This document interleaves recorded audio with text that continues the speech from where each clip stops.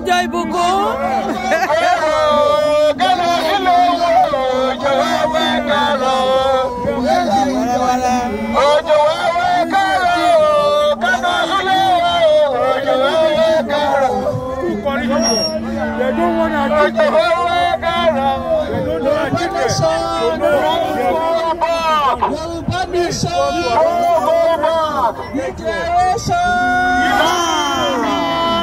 Declaration for Yorùbá land. Ẹ ṣé ẹ̀yin bàbá mi àti màmá mi, ojú òkú ní tiwa ní agbára.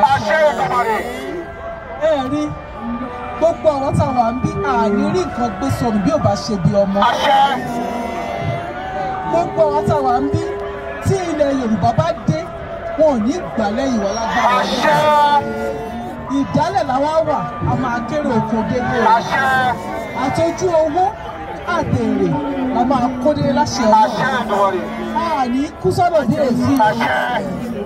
Torí pé kí ni a fi iṣẹ́ sílẹ̀, a fi ilé sílẹ̀, a fi ọ̀nà sílẹ̀, àwọn wá síbí.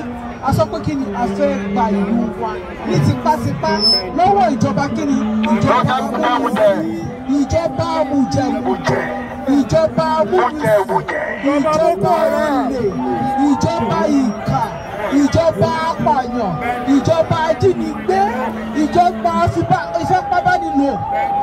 A fẹ́ gba ìlú wa. A jẹ́ sí gbà á. A ti gbà á ṣe kí ni? A ti gbà á.